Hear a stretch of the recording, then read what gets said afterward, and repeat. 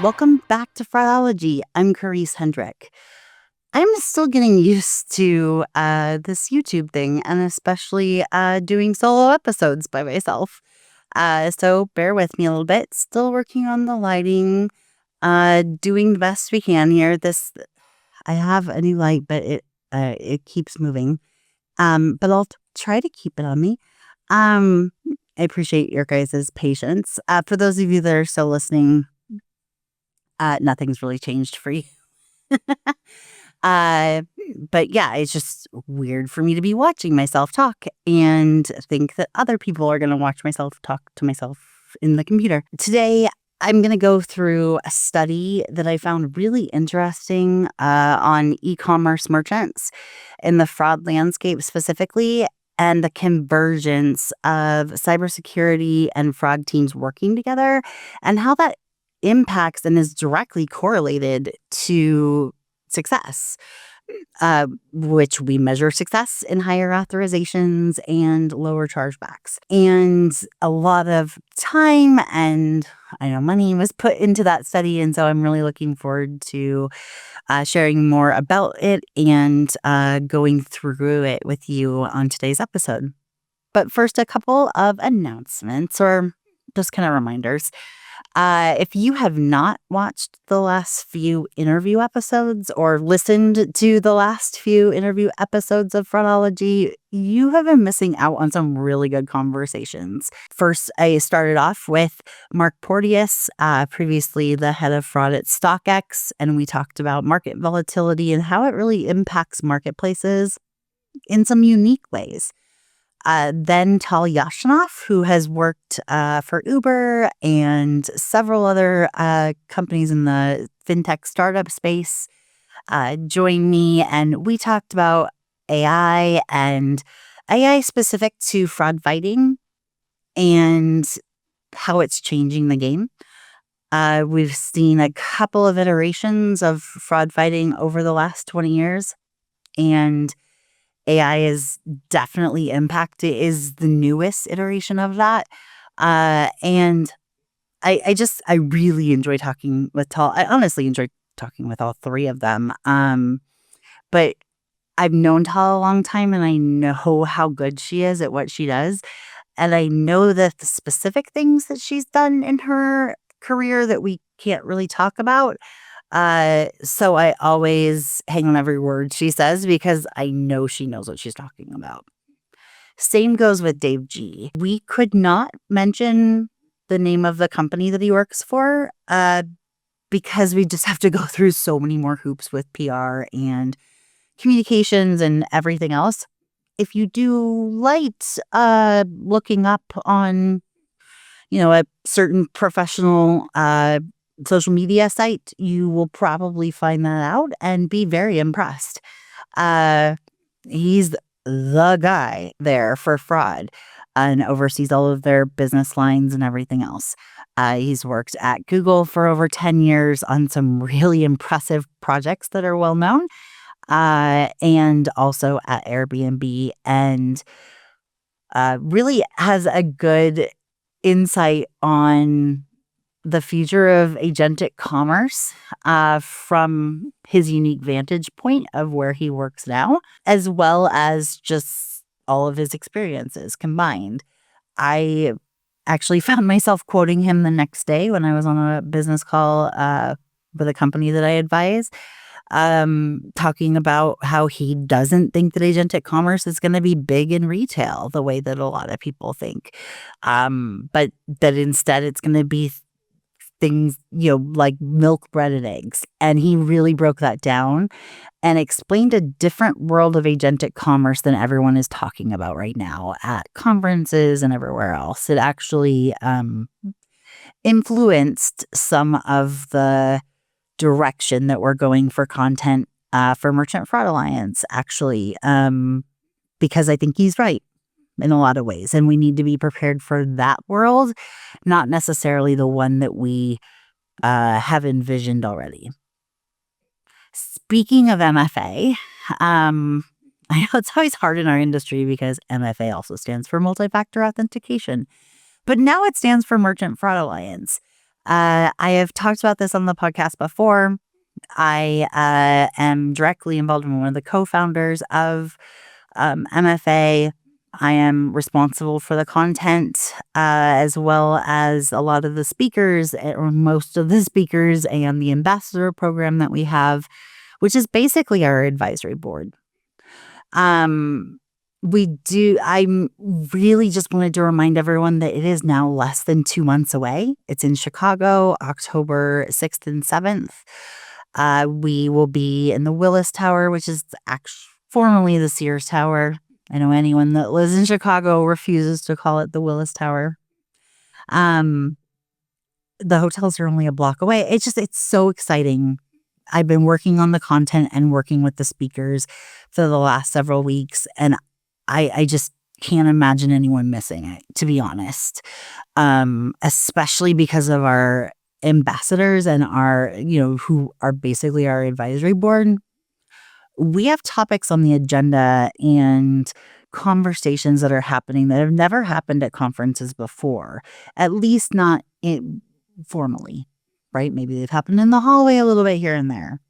But we're going to have a strong focus on leadership in fraud. There are some very unique things to leading a fraud team that you're not going to pick up in any leadership book. Cross-functional relationships, cross-functional leadership. That's one of them. Setting up a center of excellence for fraud. Honestly, what I'm talking about today, as far as the convergence of cybersecurity and fraud and working closely with them more upstream than just at the checkout funnel. Those are things that are all going to be talked about in depth. One of the most unique things about MFA is that we're not selling vendor tickets.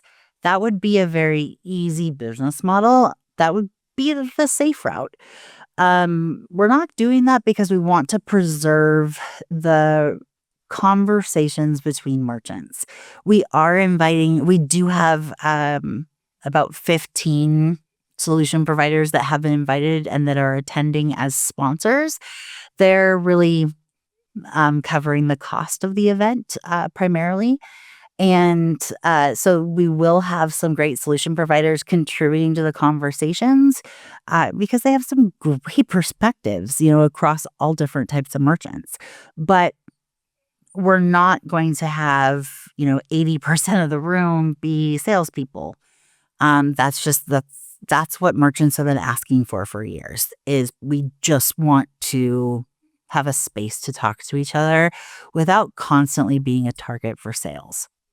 That obviously there will be those conversations being had, but the ratio of merchants to vendor will be multiple. And so, we'll have, 3 or 4 merchants every one vendor, and that's going to make a difference in the conversations that we have and the people that you meet. So if you are a leader in fraud or you want to be a leader in fraud, I really hope that you make it a priority to attend MFA.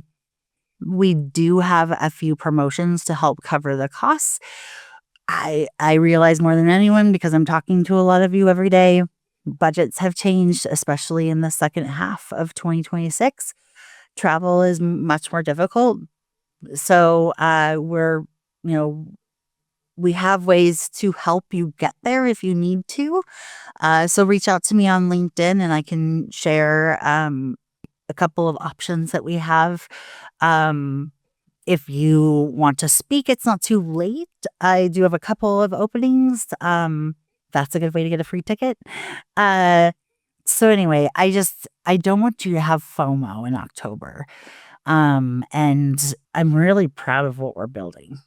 So, check out the website for names of just a few of the merchant attendees, the ones that are ambassadors and have been advising us on content and direction and what, merchants really want. I mean, I think I have a pretty good idea, but I haven't been on the front lines in like almost 15 years. So I never want to assume that I know what people want to learn about or, do. And One of the ideas that came out of an ambassador meeting was an AI boot camp the day before the conference. We have Stephanie Gorosita at PlayStation and working on filling that second spot, who are going to actually give you takeaways in AI. They're going to show you how they're using AI in their company to just increase their workload and their workflows and improve their workflows, and going to give you actual takeaways that you can take back to your company in the form of queries, prompts, a dashboard, that type of thing. Ways to use your data. That's included in the cost of your conference registration. And only available to the first 50 attendees. I know we have a few spots left. Not everyone who has registered wanted to attend or is going to be in town early enough to attend, but that's one of the things that came out of the ambassador, working or our meetings was, hey, there are a lot of people that just want to know, what do I do? How do I do it? How do I use Claude? How do I use Copilot? What can we do? What shouldn't we do? How do I train my team on it so that they're more efficient? And that's what we created. So like I said, check out the website for the names of just a few of the attendees, our ambassadors, as well as session topics. We're going to have a strong focus. We're going to have a cohort of sessions focused specifically on leadership and fraud, as I said. The specifics that somebody who is a leader in fraud has to deal with, that someone as a leader in another part of the business just doesn't have to think about. But a lot of content and people that you don't usually see at conferences. So that is my plug for MFA. If you have any other questions, let me know. It'd be great if you could bring your team. If you can only bring yourself, that's fine. I just don't want anyone to miss out because it's going to be really awesome. And I'm very proud to be a part of it. One more thing before I dive into this survey. I wanted to clear something up. There's been a little bit of confusion about some announcements that were made about Fraudology about a month ago. And that was along with the rebranding and the launch of YouTube. It was also announced that Fraudology is a part of Sardine Media. And I tried on all the postings that I had some influence on, I tried to be very thoughtful about the wording of it. There was one specific post that made it really confusing for people, and I'm not blaming the person that posted it at all. They just didn't know that was important to me, or why, we just hadn't had that conversation. But basically, I wanted to just clarify that even though Fraudology is, on Sardine Media's platform as a network, Fraudology is still independent and autonomous. We weren't acquired by Sardine. If you've been listening to Fraudology for a while, you know that we were on the Rolled Up network for several years. I had a producer that I worked with at Rolled Up. He really helped me with a lot of things in creating the podcast, consistency and sponsorships, the business model. He helped with, making this a good production and having really excellent editors. A lot of things for the growth of Fraudology and really to make it the #1 podcast in fraud, which I'm still so grateful that I get to say. Sardine has been a sponsor for the past year and a half, maybe 2 years now. And we do offer exclusive partner sponsorships. So, and it's been 100% their choice to continue and my choice as well, because I still really respect them as a product and as a company and as people. And I really like working with them. And I've yet to have anyone who has talked to Sardine, complain, or anyone who's using Sardine to complain to me about them. So I'm going to continue to partner with them. Ended the relationship with the Rolled Up Network at the end of 2025. And it was always on the roadmap or agenda to move Fraudology to the Sardine network, which is called Sardine Media.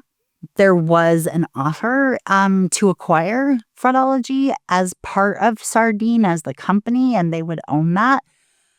For various reasons, I chose to keep it to own. So I still own all of the content. I still own the independence and the autonomous nature. I don't have to run anything by them before I say it or anything like that.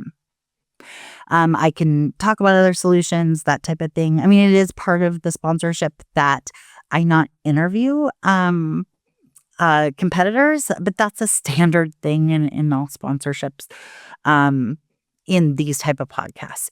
So, but I still, can mention other companies. I still can provide my opinion on things without running it past them. With the rebranding and the relaunch on YouTube, we just expanded the partnership. We announced that Fraudology is on the Sardine platform. They are now the network of Sense instead of Rolled Up Media. But nothing else has changed. I've gotten several messages, phone calls, emails asking me about it, especially from other solution providers, but also from merchants and banks who, let's be honest, don't always trust vendor-produced content because they see it as having an agenda, whereas I don't have skin in the game. I don't have stock in Sardine. I don't have stock in other, there's just my performance is not tied to their performance and vice versa. So I wanted to make that super clear. I'm going to try to clear that up on LinkedIn as well.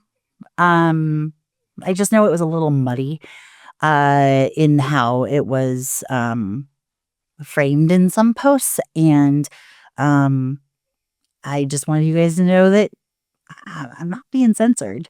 I can still be trusted with your secrets and your problems, and they won't be, shared with anyone else. So anyway, that was really important to me to share on this podcast. But as somebody in fraud, the details are important to me, so I'm going to go deep.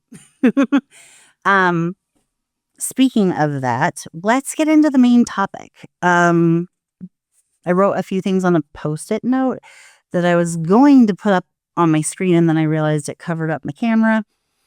So I'm going to read this off a little bit, but the main part of today's episode is going to be going through a new study published by Liminal and Accertify, and it's on the e-commerce merchant fraud landscape and fraud. I know that lots of banks listen. You are still very welcome to listen or watch the podcast. But today is going to be mostly focused on e-commerce merchants and how they're navigating fraud operations as well as strategy. This study had some really unique insights and data that I found insightful and interesting, so I think you will too. Anytime new data is thoughtfully shared in our industry, I think we should consume it and think about its relevance to your own fraud ops and strategies. It provides a way to benchmark your progress and identify areas to improve. I first saw the preview of this study's findings at the Accertify Customer Summit back in May. I can't believe it was that long ago. They've since published 2 full studies and have 3 more to look forward to from all of the data that came from this project. The main report, the one I want to go through today, is on the CNP merchant landscape as a whole. They've also published a study specific to retail that's really interesting. They sectioned things off by vertical because they recognize that different verticals within e-commerce or CNP as a whole, whether that's in-app purchases or e-com on web, etc., they recognize that those not only are those companies structured differently, so they have different priorities and different objectives and different makeup, but also different problems and different data. They really looked at the success markers that we talk about in fraud, a percentage of approved orders versus the percentage of chargebacks to sales. And they recognize that those verticals have different results because they're handling things differently. They have different priorities and different approaches to fraud. And so they'll be producing a couple more reports about other verticals, such as marketplaces and quick service restaurants, and I think one more. I think travel is one, travel and ticketing. I'm so sorry, I'm going to be grabbing my water more today than ever before. Side note, we moved to Spokane, Washington from Seattle a few years ago. And if you've been watching the news at all in the US, you know that we have a lot of wildfires right now that are actually, in the city. Separate topic for a separate podcast. But my throat is so dry. I had a migraine for the last 2 days. The air quality index is really high. And so I'm going to be drinking a lot more water today. I'm also going to probably be stopping a few times to clear my throat. It's just the reality of where I live right now. Obviously, my family and my house are safe. We're about 5 miles from the fires. I do know people that were impacted. I actually grew up in the neighborhood that was impacted most by the fires. So several of my friends from high school's parents, as well as some of my friends from high school, were evacuated and have had damage to their property. I don't think any of them have lost their houses, not that I've heard. But there's a lot of smoke damage. Oh, just such a mess. Anyway, not what we're here to talk about, but I felt like I had to explain why I'm going to be reaching for my water bottle a lot today. So anyway, they're in the process of publishing those separate studies for the other verticals, including marketplaces and QSRs. So make sure that you look out for that. It's not every day that we get new data and information about our industry. Benchmarking is tough. And some of the studies that are out there don't always feel relevant or necessarily, I don't want to say accurate, but just not relevant. And so I think it's really good to be able to take a step back and look at the industry as a whole, where you fit into it, how you fit into it, how you compare to it, and also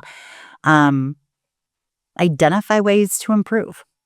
And that's what I think this study does. So I'm reading it on my laptop. I tried to print it out, but it's on landscape, not portrait, and I was having issues with the settings.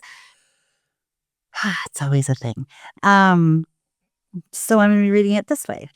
But this study really tests whether fraud and cybersecurity convergence are producing better results. They say that fraud and cybersecurity have long operated as separate disciplines, but as attackers increasingly blend tactics across both domains, this study tests whether organizations that converge their defenses achieve better outcomes. I had a hypothesis about this, and I was mostly right, but there were some things that were interesting to me or that I had never thought of before. So in the background to the study, they say fraud leaders and cybersecurity leaders have historically operated as separate buying centers with separate budgets, tools, and reporting lines. That separation is breaking down. Attackers now blend fraud and cyber attacks in a single campaign and the same identity. The same identity, device, and network signals sit at the center of both functions. As the threats converge, the question for every security and risk organization is whether their teams, data, and investments should converge too. This report uses proprietary study data to test that thesis and to quantify the value of convergence. Their hypothesis is that fraud and security are converging and that organizations that converge deliberately at the level of data and operations outperform those that don't.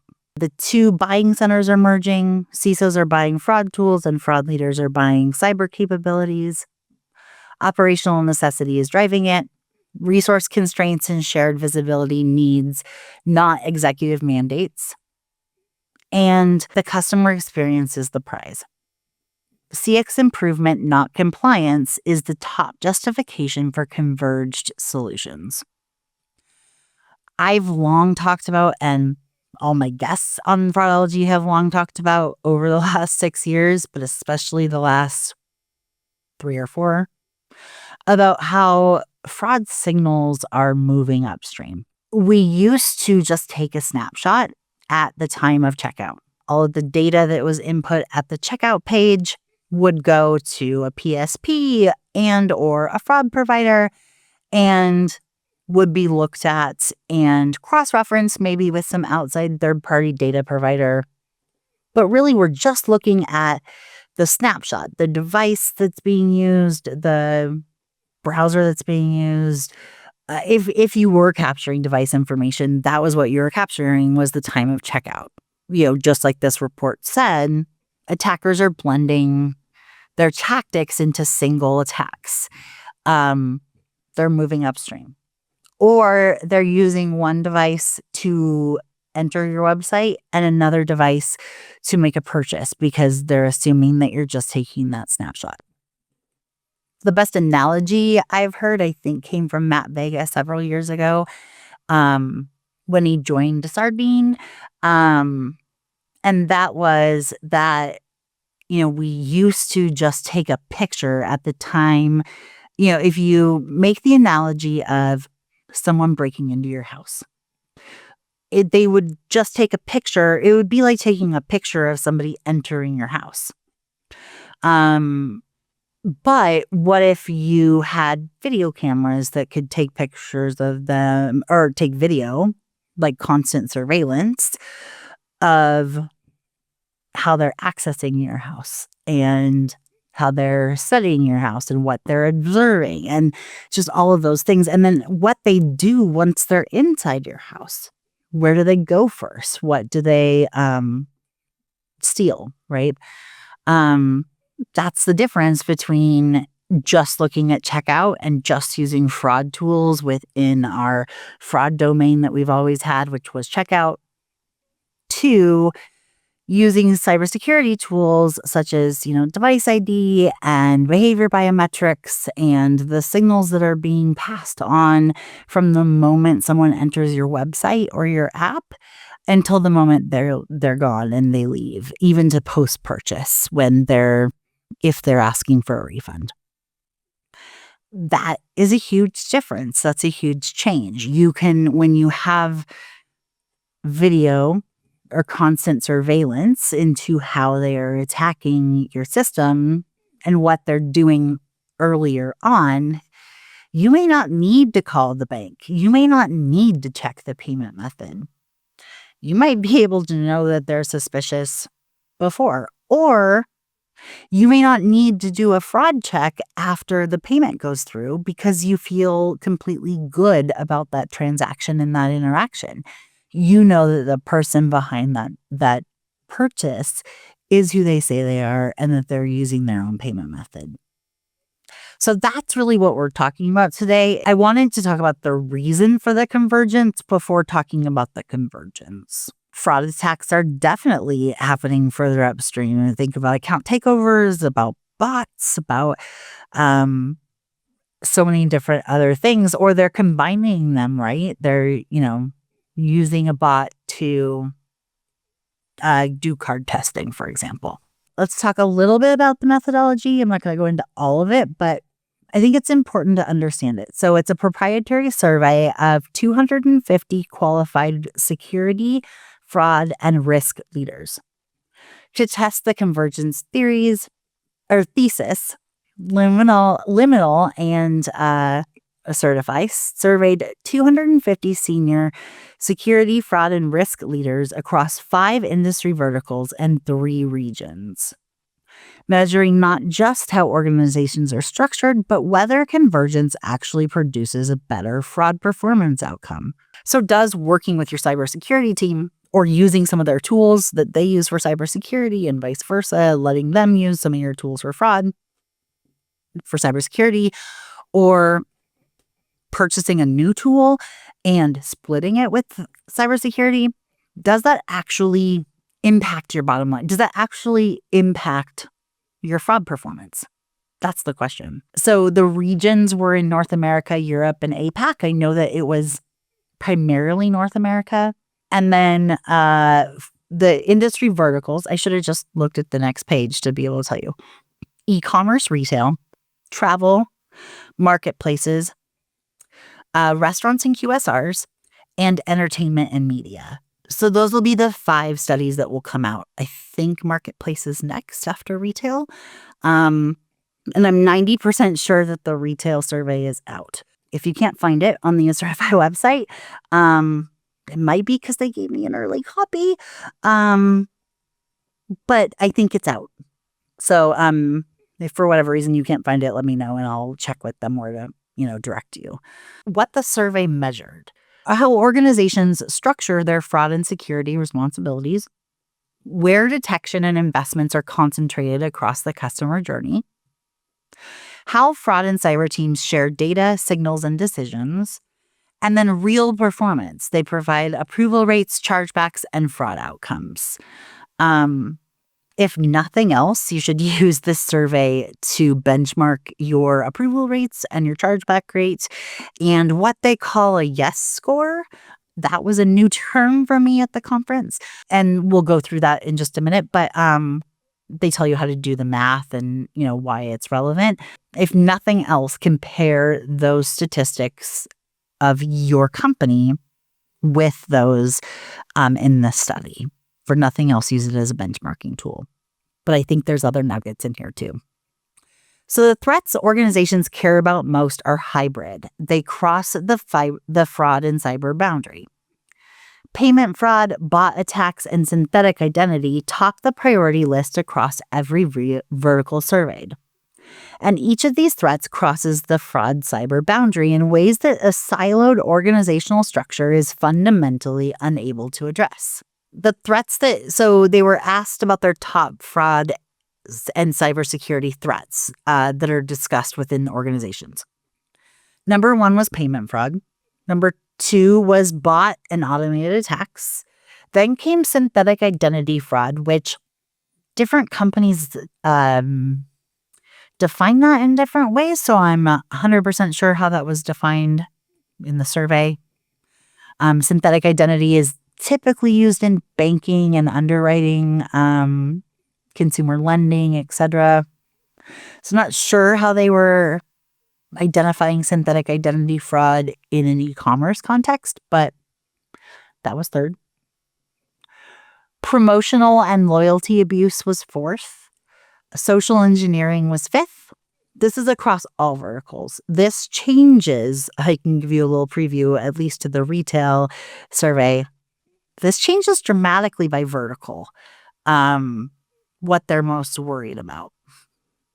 But overall, social engineering, then ATO attacks, then malware and ransomware, and data theft. A lot of the typographies within fraud are covered within that list. And they're talking about which ones are most important to your company right now. What are they talking about the most? The threats that organizations rank as most pressing share a common trait. They don't belong to fraud or security alone. A bot-driven attack like credential stuffing is a network security event and a precursor to fraud. The synthetic identities near the top of the concern list are built from stolen data, a cybercrime, long before they're ever used to commit financial fraud. The 3 threats that buyers, meaning merchants, prioritize most all sit squarely on the line between fraud operations and security operations, which is exactly why attacks of this kind are so hard for either team to fully own. That blurring is what leaves siloed teams at a structural disadvantage. When a single attack chain is split between 2 groups, each one sees only half of it and responds to only half of it.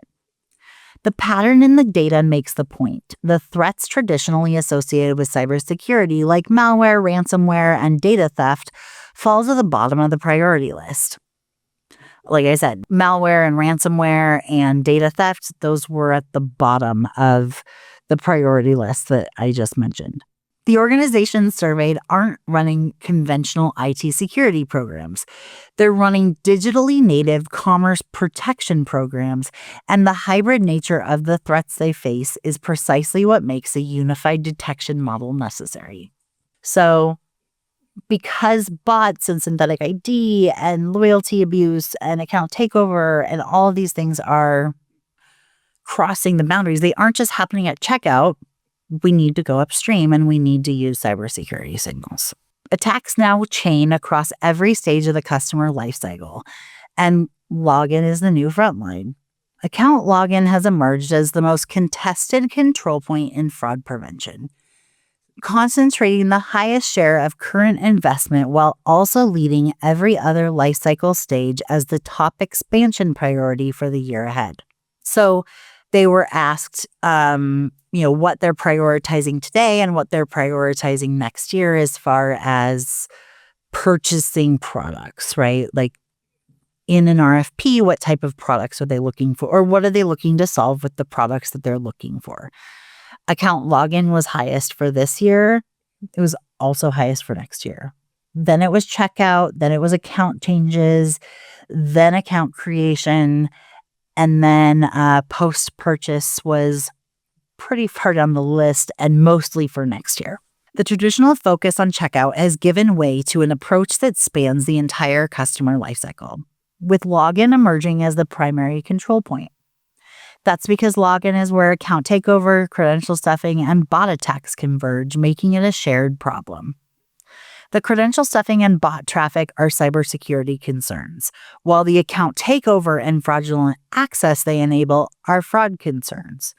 Defending the login stage requires both teams to work from the same control point and the same signals, because a successful login by a fraudster or a bot is a failure that propagates through every subsequent stage. So, once they get through the login, then they can commit their crime, and it's harder to identify them. From there, organizations are extending coverage earlier in the life cycle, upstream. Account creation and account changes are both growing areas of expansion, each nearly matching the growth in login prioritization, and spending is rising at every lifecycle stage, with the strongest signal at login. What was once a single checkpoint at checkout has become a continuous effort. The entire customer journey is now a fraud control service. So basically what I was saying just a little bit ago. And what we've been talking about on Fraudology for the last several years. But it's good to see it in data, right? To have the data support what our observations is validating. And AI is amplifying both sides. It makes attacks more sophisticated while expanding the surface. Generative AI is escalating fraud sophistication at the same time that agentic commerce is expanding the transaction surface, leaving organizations that built their defenses for human users increasingly exposed on both fronts. This is true. So 76% of the participants, of those 250 participants, reported an increase in AI-enabled fraud over the past 12 to 24 months. 57.6% of them see 6 to 15% of transactions initiated by AI agents, indicating a need for sophisticated fraud controls.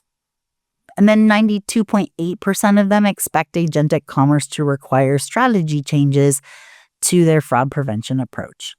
Even if it's just for milk, bread, and eggs, you still are going to have a fraud, strategy and approach. AI has become both an attack vector and a new commerce channel, and the fraud playbook written for human users doesn't apply to AI agents.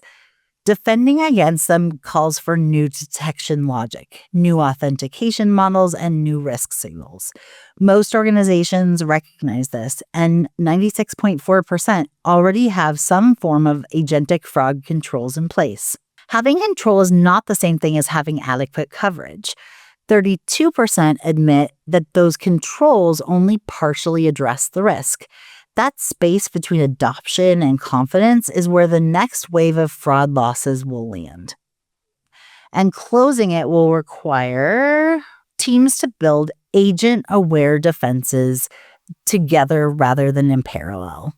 So together with their cybersecurity team rather than in parallel within their silos. Fraud and cyber teams rely on the same signals, but run them through separate systems. I hadn't totally thought of it that way, but that's true. I hadn't thought about that till I read the survey, I should say.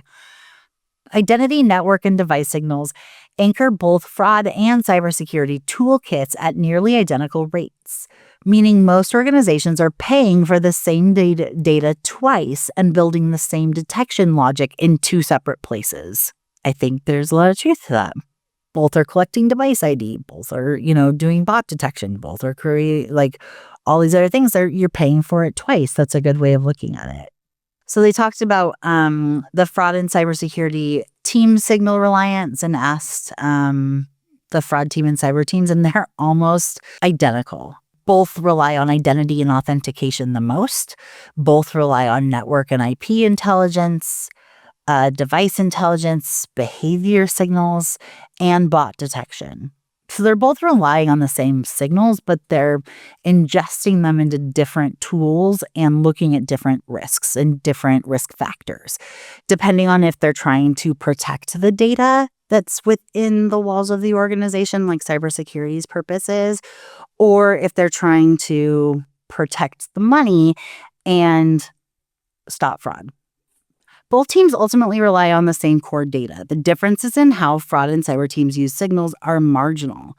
Cyber teams lean slightly more on behavioral signals and bot detection, but identity, network, and device signals anchor both toolkits at nearly identical rates.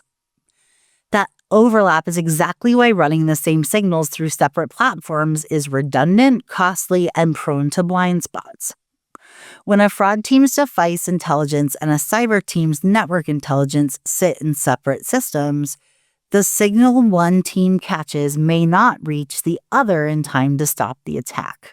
So they're only going to see one piece of it, and so they're maybe not going to talk to each other and say, hey, I'm seeing a sign of account takeover here.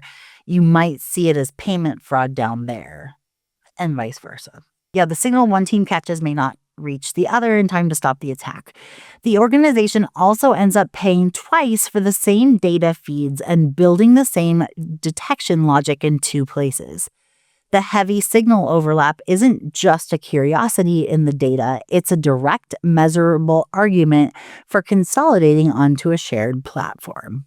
63.6% of the respondents cannot distinguish a cyber attack from a fraud attack in real time. I thought this was really interesting.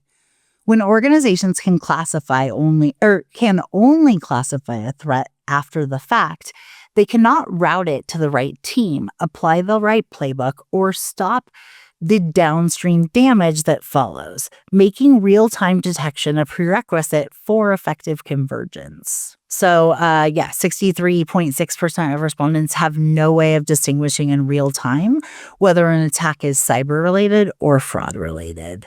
That means that 36.4% can detect it in real time, but as this study says, if you cannot classify what's hitting you in real time, you cannot respond to it effectively. An unclassified incident can't be routed to the right team, met with the right playbook, or measured correctly once the post-incident review comes around. And the ambiguity compounds. A credential stuffing attack misrouted to the security team might receive a patch-based response, while the fraud team stays unaware of account takeover risk building downstream. They have no idea that, at login there was some suspicious activity or credential stuffing if they're not working in tandem with cybersecurity. The deeper problem is that the attacks themselves have already converged while the detection architecture hasn't caught up. Maintaining separate detection systems for threats that can't be classified in the moment builds a structural weakness into the organization. And converged detection is simply the practical response to a threat landscape that has already merged. This is the most operational argument for platform integration. So, it says, and notably, it holds regardless of whether an organization ever changes its reporting lines or structures of its team. So, if you're not yet working with your cybersecurity team, use this survey or this study to talk with them and say, hey, I really think we should be working together. Maybe we don't need to be sharing the same tools yet. However, we should be sharing signals. We should have some kind of an alert system, or, we should be able to use the same signals as cybersecurity to fight fraud for this reason. 96.8% report ownership changes, and the CISO is at the fraud table. This was also new information to me. Convergence is reshaping who owns fraud decisions, with risk leaders in most organizations. But the CISO is now involved in fraud solution evaluation at nearly 3/4 of the companies surveyed, making both stakeholders essential to any vendor conversation. So obviously, this study was produced by Accertify to understand the market, but they're sharing the results with the market because they know that it can help you do your job better. And you can learn from this on how to improve your fraud strategy by, sharing information and working with your cybersecurity team. So, fraud and cyber-related ownership, they cited more coordination. Fraud is expanding into cyber. They're moving towards a unified function. Cyber is expanding into fraud. Only 3.2% of merchants surveyed said that they really haven't seen any change in fraud and cybersecurity working together. Risk owners own fraud in 77.6% of organizations and would sponsor convergence in 70% of the cases. So the budget and the mandate still sit largely with the risk function. But the CISO is increasingly in the room too, already at the table for fraud evaluation in 70% of organizations.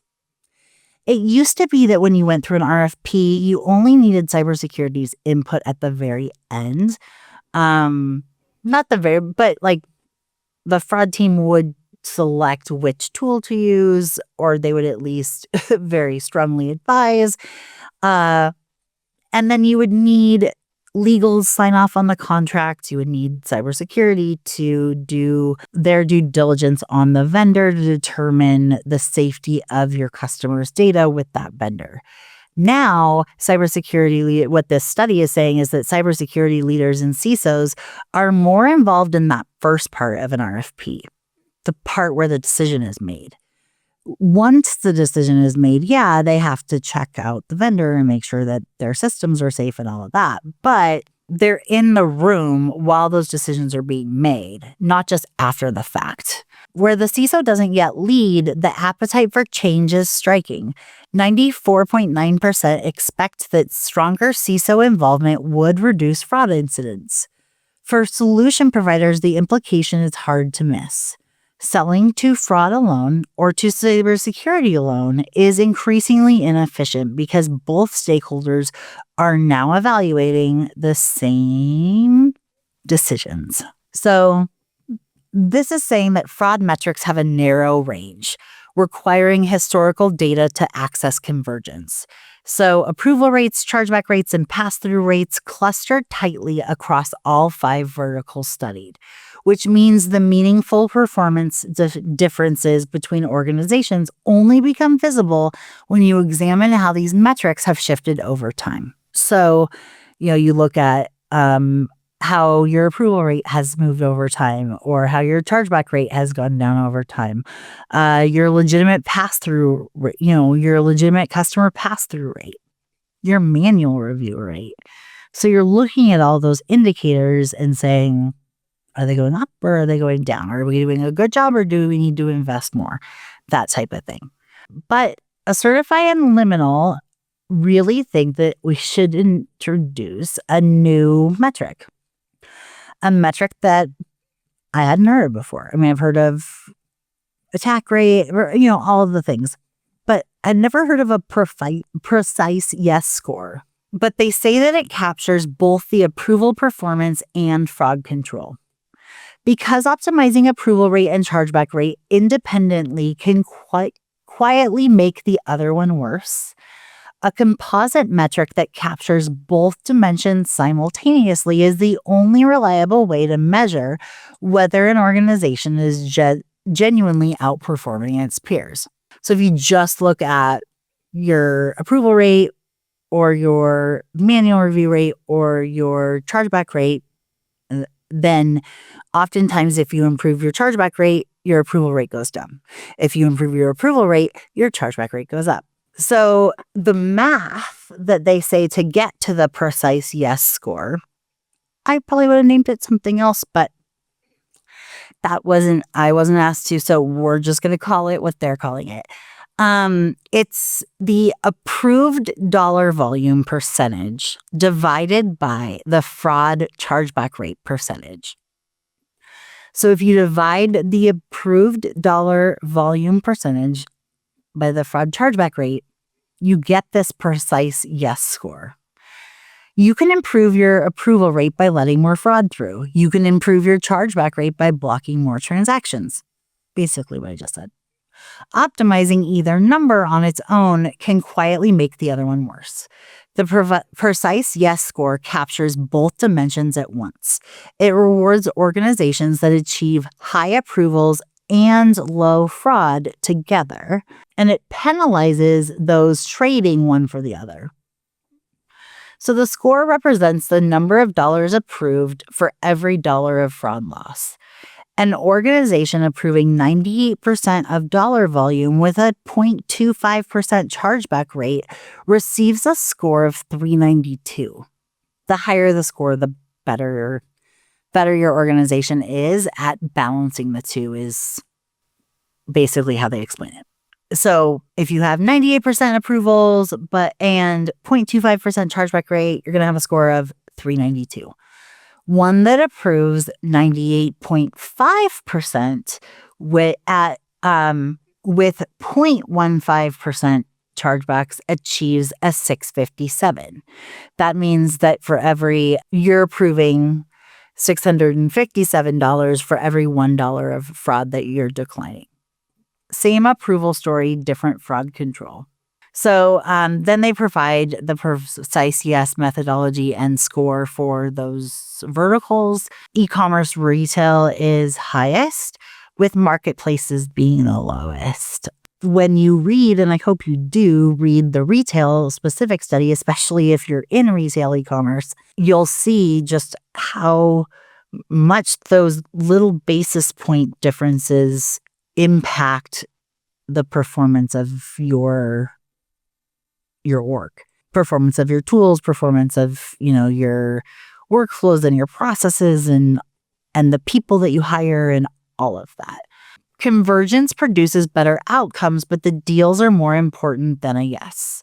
So not all forms of convergence improve fraud performance equality, and the data shows that operational integration, specifically shared data and shared use cases, drives measurably better outcomes, while structural reorganization alone does not.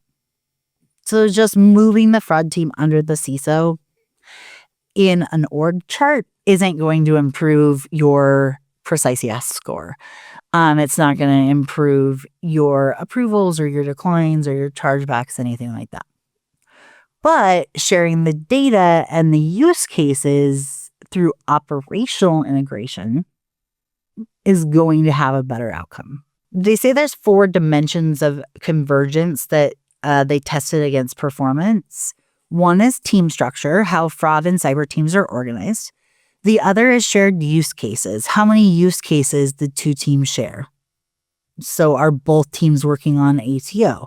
Are both teams working on bots? Are both teams working on loyalty abuse? That type of thing. Then the third level of convergence is data integration. How fully the teams share data, the only linear lever. And then the fourth is harder to achieve, but that's board governance, how regularly fraud teaches the board. historically, and I would say just on average, most e-commerce companies' boards don't concern themselves with fraud metrics. I certainly think that they should, but I'm very biased. So that's kind of the holy grail, is when the board gets involved and they allow fraud to teach them about what's actually going on within their systems, and within their org, and having, canceling good orders and approving bad orders can lead to poor brand reputation. Having higher account takeovers can lead to worse brand, reputation. So there are established reasons why boards should want to get involved, but they don't yet. So the study says that convergence works, but only when it's operational. Organizations that restructure without operationally integrating may actually be worse off than before. I would concur with that, based on conversations I've had with merchant fraud fighters over the years. Structural integration alone, meaning merging org charts, creating program charters, and unifying budgets, does not produce better, precise yes scores. The dimensions that matter are team structure, use case sharing, data integration, and board level governance. The path to a better fraud solution, or the path to better fraud outcomes, runs through operations rather than administration. So you're going to have better outcomes when you actually focus on your fraud metrics than you do just changing the org chart. Team structure matters, but the most integrated organizations do not perform best. So moving from siloed to collaborative teams roughly doubles fraud prevention performance scores, but pushing all the way to full structural integration erodes the domain expertise and clear accountability that make partial integration the highest performing model. So you just smush fraud and cybersecurity together and say, okay, you guys all work together. You're responsible for keeping our network safe from intruders and malware and, ransomware.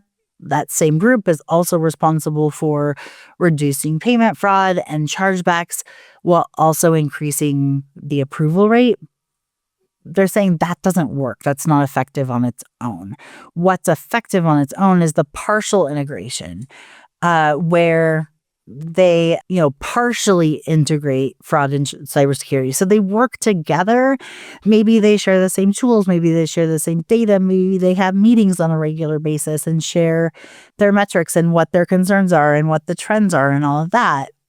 But they're not on the same team.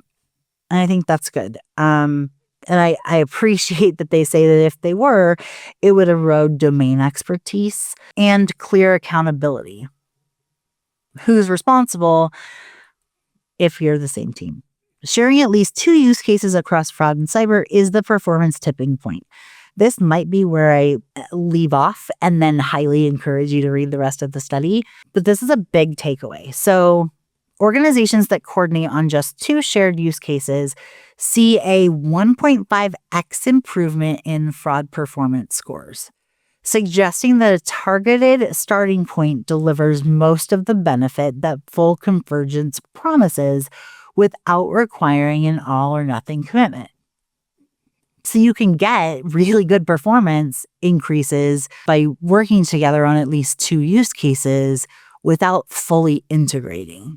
And I thought that was interesting. Looking at the precise use scores, the use cases, it's like account takeover bots, the typology that I mentioned earlier. If you share 2 or more of those use cases, if you're working with the cybersecurity team on 2 or more of those instances, your precise yes score goes through the roof. So that's it. It's hard to explain it without showing you the chart, but the bar graph, but take my word for it for now. Unified data processing also demonstrate a higher precise use score, validating convergence. Decisions of convergence tested, data integration demonstrates that every incremental step produces a measurable gain in fraud performance, making it a reliable lever for organizations pursuing convergence. So it's as if you have an integrated if you just have defined processes, you're going to have a kind of a medium and average precise yes score. But if you actually integrate things and work together and have it be uniform, then your yes score, which is basically your percentage of approved transactions divided by your percentage of chargebacks, is going to be higher if they're integrated and uniformed versus just defining the processes or having them be kind of ad hoc and manual, like, hey, we'll invite you to a meeting. The tipping point is having, working on 2 or more use cases together and having your teams be integrated or uniform, having the same goals. Here's another, okay, I did want to share this one. Oh yeah, maybe this is going to be like a 2-hour episode. I hope not. But when fraud is a regular board level topic, outcomes improve significantly. Organizations that bring fraud to the board regularly score nearly twice as high on the precise yes metric as those that keep it at the executive level, because governance attention creates the cross-functional accountability that operational teams cannot generate on their own. Fraud has graduated from a back office issue to a governance topic. It's now discussed primarily at the executive leadership level in over 40% of organizations, regularly at the board level in another 30%, and at least occasionally at the board in a further 22%. Only 5.2% of respondents still keep it confined to operational teams. So merchants are realizing, as they share this with the board, impacts their performance. The outcomes improve significantly. Combining all 4 factors produces the best outcomes, of course. So if you're partially or fully integrated, fraud and cyber share 2+ use cases, data is integrated or fully unified, and fraud is regularly on the board agenda, you're going to have far and away the best precise use score. It's going to show you that you're being precise with your decisions. Your decisions are better because you're working upstream, you're gathering signals from upstream, and you're working with cybersecurity and working together to also bring board visibility. Convergent looks different in every industry. Threat profiles and scores vary by vertical. So that's what I was saying, like those, the specific threats as well as the precise yes scores really do vary by the vertical. And it was interesting in the e-commerce retail study, not to give everything away, but they identified account takeovers as the biggest priority for them right now. Anecdotally, I would agree with that. Marketplaces perform the worst at this. It goes e-commerce, retail, restaurants, QSRs, travel, entertainment, and then marketplaces. I think one reason for that is that we've had e-commerce and retail for 30 years. Marketplaces have really only been around since like 2010. The maturity of a fraud program, as well as the knowledge that the leadership has, the resources that are given, those are going to vary based on how long an industry has been around. So that's my hypothesis. I'm not going to read into all of this, but I just highly recommend that you do. The next portion is all about what does not actually matter and how there's some misconceptions about convergence. But, they talk about barriers that persist across every dimension. It's not like it's not sunshine and roses, all the time to work with cybersecurity because they have different goals and different metrics, but they call those out. Whether an organization has made convergence a priority or not has no significant impact on performance. Having a formal convergence program doesn't have a statistically meaningful performance impact. Intent isn't what matters, execution is. So whether you made it a priority or not doesn't matter, it's what you've done with it. And then budget unification is the most cited barrier, but separate budgets actually outperform. So separate budgets are cited by nearly half of respondents as the top barrier to convergence. Yet, organizations with fully separate budgets achieve the highest fraud performance scores, revealing that budget structure and operational effectiveness are largely unrelated. You might think that having a combined budget is going to make a difference, but it actually doesn't. Having separate budgets actually outperforms. So anyway, I encourage you to finish reading the study. They have a bunch of deep dives on the verticals at a higher level in this main study. I'm going to include a link to this Liminal and Accertify study in the show notes. I think what we can take away from that is that it's really important to work with your cybersecurity team. It's important to work together on specific instances. There's a lot there. And I think it's good to, as I said at the beginning, it's good to be able to benchmark yourself across this data. And also make priorities and say, hey, we're actually not doing as much. We're only working on one shared instance, right? We're only working on bots together, but we probably should be working on account takeovers and, loyalty points and all of those things together as well. That will then improve your precise risk yes score in fraud. It will improve the performance and improve your metrics. And the purpose of that precise yes score is to provide some, not quantification, but it will help you identify the relationship between approvals and chargebacks, but also it'll combine them together into one performance score. So we've gotten a new metric out of this study. We've gotten, new guidelines. We've gotten some benchmarking material and data. This report is full of pretty graphs. I used to joke that was the only thing my CEO responded to was a pretty picture.